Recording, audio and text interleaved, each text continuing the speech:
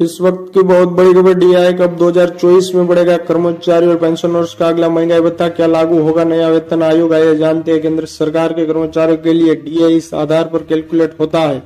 पिछले 12 महीनों का औसत all India consumer price index base years 2001। जी हाँ, इस वक्त की बहुत बड़ी अपडेट निकल के सामने आई है। सभी केंद्रीय कर्मचारी, राजकीय कर्मचारी, पेंशन भोगी और भूतपूर्व जवानों का हार्दिक स्वागत है आपकी अपनी भरोसेमंद यूट्यूब चैनल में। इस वक्त की बहुत बड़ी खबर निकल के सामने आई है। केंद्रीय कर्मचारी और पेंशन भोगियों की होगी बल्ले बल्ले।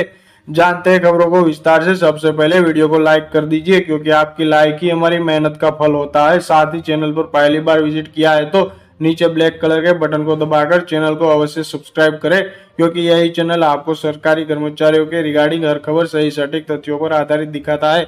ऐसे में ज्यादा समय न लेते हुए अब तक की जान लेते खबरों को विस्तार से। बड़ी खबर की बात करें तो इस वक्त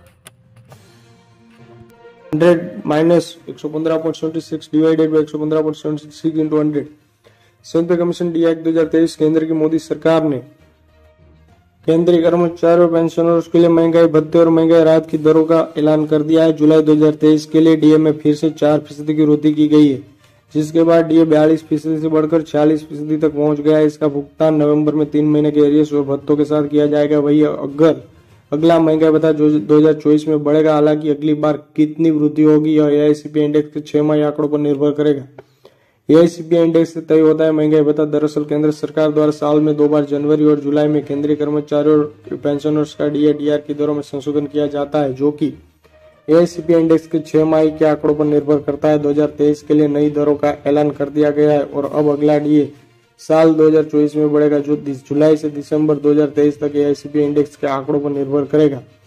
अभी 4 महीने के एआईसीपी इंडेक्स के नंबर जारी होने बाकी है। अब तक जुलाई अगस्त के एआईसीपी इंडेक्स के नंबर जारी हो चुके हैं, जिसमें इंडेक्स 139.2 पॉइंट पर पहुंच गया और डीए का स्कोर 48.98% हो गया। अब 28 से 30 अक्टूबर के बीच सितंबर के आंकड़े जारी किए जाएंगे।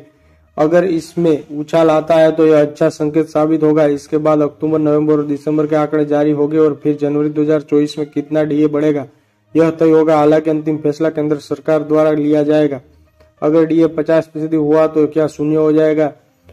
अगर अगले साल जनवरी 2024 के लिए डीए दरों में 4% की वृद्धि होती है तो महंगाई भत्ता 50% पर पहुंच जाएगा। ऐसे में कर्मचारी की सैलरी रिवाइज होगी क्योंकि केंद्र सरकार ने 7वें वेतन आयोग का गठन के साथ ही महंगाई भत्ते के रिवीजन के नियमों को तय किया था कि डीए 50% होने पर शून्य हो जाएगा और 50% डीए को मौजूदा बेसिक सैलरी में जोड़कर दिया जाएगा और डीए की गणना शून्य से शुरू होगी। बता दें कि 7वां वेतन आयोग 2013 में गठित हुआ था, जबकि उसकी सिफारिश 2016 में लागू हुई थी।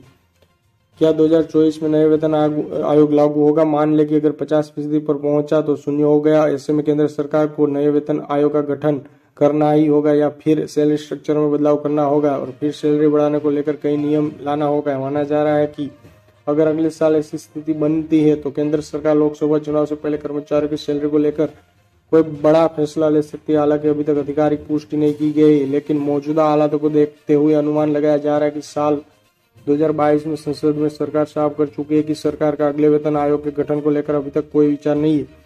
ऐसा कोई प्रस्ताव पर भी सरकार विचार नहीं करी। ऐसे होती है महंगाई भत्ते की गणना केंद्र सरकार के कर्मचारियों के लिए डीए इस आधार पर कैलकुलेट होता है। पिछले 12 महीनों का औसत all India consumer price index base years 2001 100 minus 115.76% divide by 115.76 into 100। Central public sector के कर्मचारियों के लिए फॉर्मूला इस तरह है। 3 महीनों का all India consumer price index का औसत base years 2001 100 minus 126.33 divided by 126.33 into 100। दूसरे शब्दों में कहे तो महंगाई भत्ते का कैलकुलेशन डीए का मौजूदा रेट और बेसिक सैलरी के गुणों के आधार पर महंगाई भत्ते की रकम निकाली जाती है। उदाहरण के तौर पर यदि आपकी बेसिक सैलरी 18,000 रुपये है तो डीए 40% है तो आपका DA formula 45 into 2,92,000 29,500 divided by 100 होगा। इस तरह पेंशनर्स के लिए